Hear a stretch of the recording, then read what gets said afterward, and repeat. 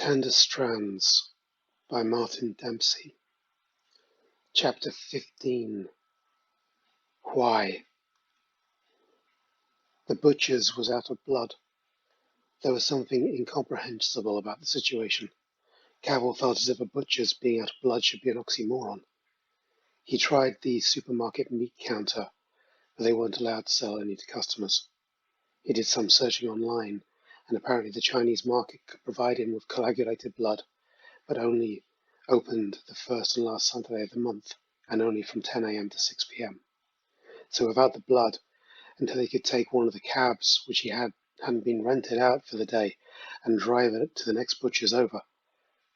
He had contemplated taking a train to another city and back, but it was already 6:42 p.m. And apart from a few 24-hour supermarkets, most of the shops likely to stock blood were going to be shut until the morning.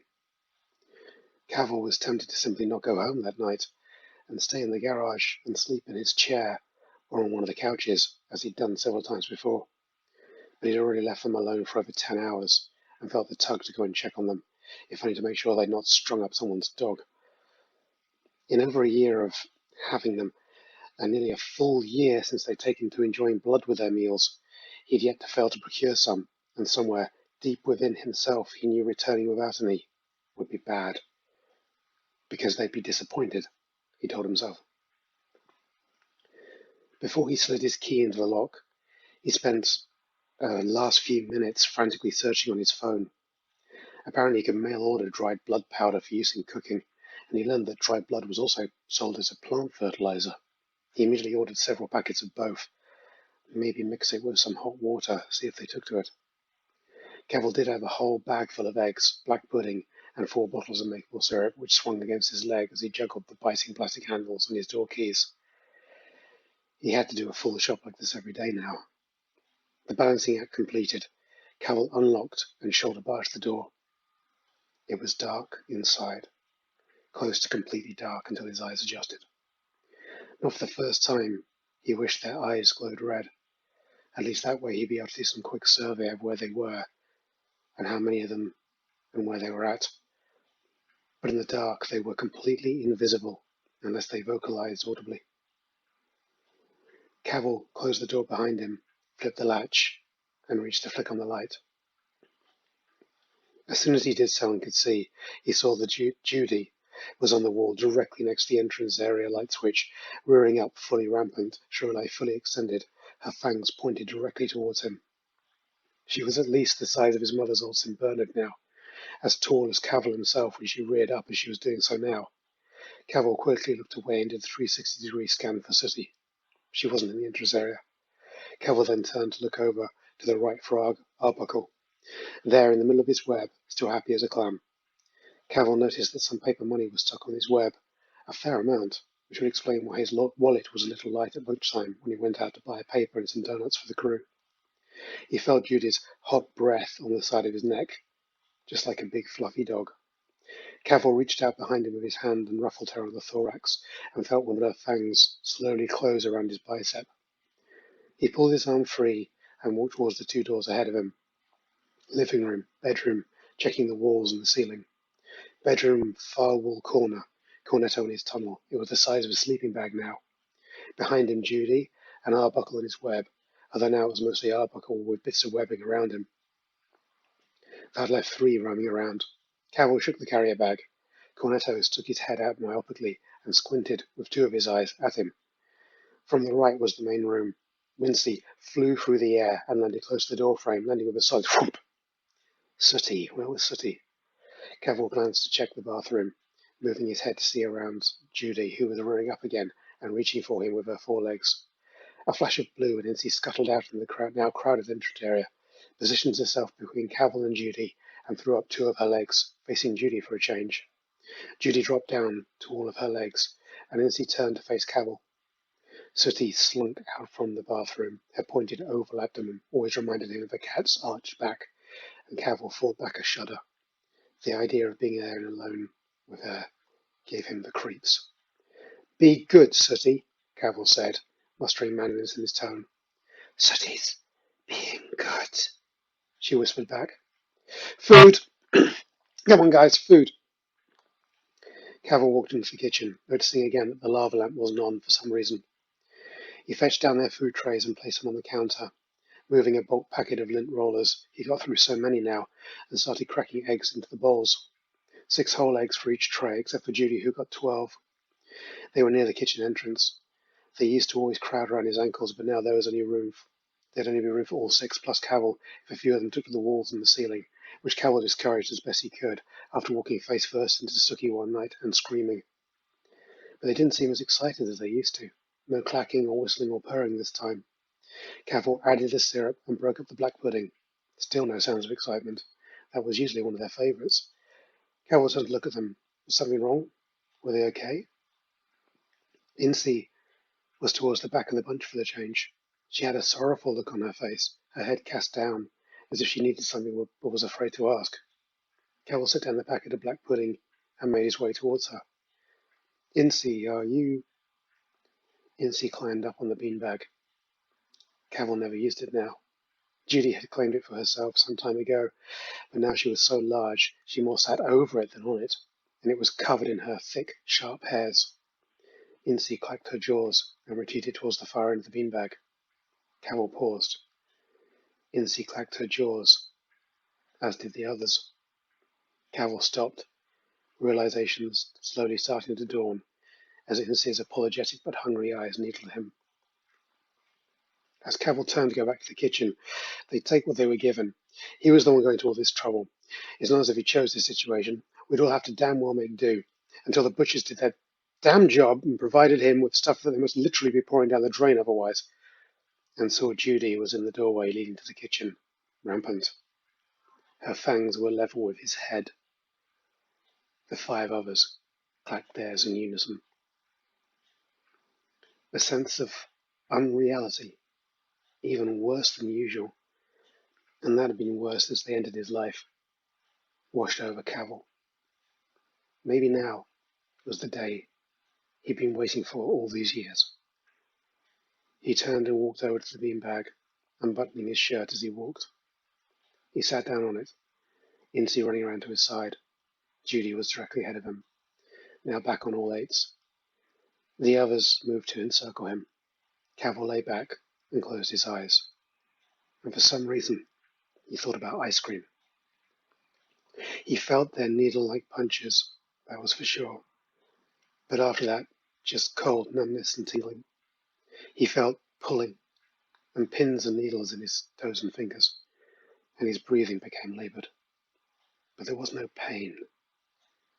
Not even the sense of barely suppressed panic was too awful. As his head went swimmy, Cavill remembered, or imagined, walking down the white beach again, gazing at the peach and gold sunsets. Then the sense of pressure lifted. He felt a stroking on his cheek and turned his head. Incy was stroking his face with a foreleg. His lips were numb. Light of peach, rose, amber and gold flooded the living room, and the shadows of liquidating wax moved along the walls. Cavill's limbs felt heavy, and when he stood, blackness welled up in the field of vision, and he felt giddy. He paused, let the fuzzy droning subside, and made his way back into the kitchen. Using one hand on the counter to steady himself, he put the trays down the floor in the main room, one by one, and they pressed past him, or ran along the walls to get at it. They sucked and sighed, and purled, and hummed. Cavill felt wet patches around his nipples, his upper arms, and under his cords. Looking down, he noticed dark droplets of blood welling up, surrounded with patches of inflamed skin. In the bathroom, Cavill put goblets of hand sanitizer on the punches, the sting having the desired effect of rousing him somewhat. He splashed his face with cold water. He desired to feel something sweet in his mouth to wash away the bitterness of panic, which guided him back into the kitchen. Cavill raised a half-empty syrup bottle to his lips and took a few gulps. Still woozy, he made his way to the bedroom, climbed onto his bed, and fell immediately into a sinking, light-headed, fatigued sleep. When he awoke, it was dark, with purples and crimsons radiating from the living room. He knew immediately that they were surrounding him. They weren't suckling this time. They were watching. He felt one of them on his bare chest, and knew from the slight proportions it was Incy. His mouth felt clammy with rancid maple syrup. "Arthur!" He immediately recognized the voice, though hitherto he'd only ever heard her mimic his own words. And there was something deeper than that, something truly unsettling he couldn't place. "Arthur, we have to be let out." In the dark he could now make out her face, very close to his. Her feathers weren't up, and despite her eyelashes and the slight slant of her central two oval forward-facing eyes, in the dark, with the dark colours of the refractive light of the lava lamp in her eyes, she looked more like her mother than ever. "We have to be let out, Arthur. We have to hunt. We have to feed." "I can't let you out. If I do, others, people like me, they'll find you. They'll kill you." "We have to, Arthur. We're very grateful for everything. But this time, we really need to. We need to hunt." "No, if I let you out on the street or even in the apartment building, you'll be found out. We'll be found out." "Please, Arthur." Between his legs, Cavil felt the mattress sink deeply under the weight of something heavy, slowly stepping onto it, and the springs popped. Judy's head loomed up behind Incy, her forward-facing eyes glinting in the darkness. "Please, Arthur, we have to. We have to." Then an idea struck him. It was insane, reckless, self-destructive, but it could. It might just work. They took as many back alleyways as they could. At 3:45 a.m., most people who were outside and using the pavements and sidewalks of a smaller-sized city on a weeknight are refuse collectors, homeless people, and the occasional shift worker. The neon light of the street lamps dusted everything off yellow, like a thin coat of pollen. That which wasn't turned grey or blackness in the darkness. Tiny specks of polished tar reflected the light occasionally, and the rare few establishments which had left their signs lit or open for business shone out like in explosions of light. Occasionally a bus or lorry would gush past, their internal lights shining out in all directions, putting Cavil in mind of both lighthouses and the galleons which navigated the dark sea of their light. Incy was the most noticeable, Cavil reasoned. When the light stroked her fur, it glittered like sequins in the darkness. Fortunately, she was the smallest, and seemed to instinctively know to scuttle from shadow to shadow without needing his guidance. Arbuckle was at the back of the train, lagging behind, huffing. Cavil led the way for the most part, but more as a guide than a leader. Wincy would often overtake them all by leaping ahead, but fortunately he mostly kept to the roofs and high up on walls. Judy walked directly behind Cavil, so close that when someone stepped out of a pizza shop suddenly, with an eye shot ahead of them, as Cavil gestured back to them to halt or at least remain inconspicuous, his hand unintentionally met and closed round one of her outstretched fangs. The thought struck him that maybe he could lead them straight to a police station, were one within walking distance and open. Maybe he could make a break for it, or run into the traffic in the hopes that one or more would get crushed. He could explain away the webs, eggshells, syrup bottles, and the other supplies in his apartment, or simply hope no one asked too many questions. Walking in near dark, under a starless, neon-punctuated sky, Cavil fantasized for a moment about raising the arm, attracting help, escaping them, their being hunted down, his being raised up as a victim, or even an unlikely hero. As he lost himself momentarily in the reverie, the daydream of being free of what had somehow become his obligation suddenly seemed like an actual possibility, had he only the will and nerve to act. His mind's eye closed, and then squeezed shut with determination. He looked about himself, trying not to turn his head lest he alert suspicion from those following him. As he looked around for a way to escape, a vehicle to flag down perhaps, or a train track to run across, or someone to approach and beg for help, he found himself at an intersection. Above him, 3 sets of traffic lights hung in the air.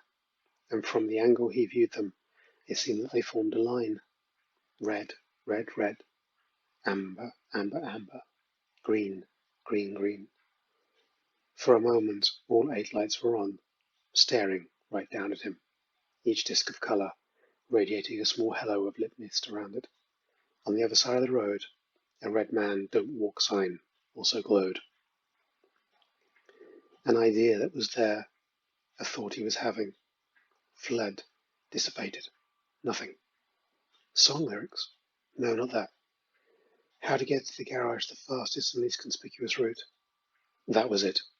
It's not far now. The traffic lights resumed their program pattern, and the androgynous wait sign changed to a green figure, striding with a purpose. Squatting down in the garage, lights only switched on once they were all inside and out of sight from the road, Cavill explained they could stay here and explore and go hunting. He explained about stray cats and foxes. They clacked and giggled, all except Judy, who had refused to come inside with them, instead curling up by the recycling dumpster outside. They liked this idea. Incy flashed her focus and did a little jig, while Cornetto examined the wall under the windows, and Arbuckle chuckled and huffed. Even Sooty seemed content not to lurk and glower at the news, and Wincy leapt several times vertically up and down. Cavill explained his second idea, the cellar. They could hide in there. If they wanted to go further, he'd heard himself explaining. They could hide in the boots of the cabs. The cabs would take them all over the city in a wide radius. They could get out whenever they saw an opportunity. They could be free to explore as they pleased. Cavill thought, it's not up to me now. This isn't my responsibility. No one could expect any more of me. No one would do more than this. No one could blame him. Maybe one day soon they'd be someone else's problem. Cavill showed them how to open the boot doors and how to activate the lift of the work pit to easily access the cellar. Each one took turns trying both, squealing with delight and anticipation. Once they learned how to open boots, each took excited turns, entering without complaint or any sign of distrust. They huddled down immediately, folding their legs up, shrinking to the size of large duffel bags. In the dark, with their natural camouflage and their eerie ability to remain motionless for hours on end, it was easy for the eye not to take them in. As Cavill closed the boot door down on Incy, the last of them to take a turn, she lifted her head to look at him. "Thank you, Arthur," she breathily lisped, and extended her fangs at the same time, curling up the corners of her top lip in a 2-layered grin. He clanked the boot shut and gave her a few seconds, as he had with the others. Then he opened the boot again. She was gone. He cast about, confused. The others were taking rides on the lift, giggling and clacking to one another. Cavill reached and turned over the plastic supermarket bag which was in the corner, and then she leapt at him, startling him, causing him to stagger backwards. Her delighted giggling took the edge off his own shock and annoyance, and after she closed her fangs around his cheeks, he lifted her off him to go and play with the others. As he turned away, he rubbed his hands against his shirt to detach some of the street grime which had transferred to it from the hatch of the car, and amongst the smell of exhaust and grime, he detected the scent of pennies and maple syrup. As he turned off the lights and locked the garage back up, he reminded them to hide and keep quiet until the day. Keep quiet until the night. After quickly doing a double check and ensuring that the evidence he'd returned during the night had been hidden, he left to go and take a shower and change his clothes. As he walked back to his apartment, the cool morning scent of doom helped him to identify the cause of that tip-of-my-tongue feeling he'd had since Incy woke him. How did she know his name?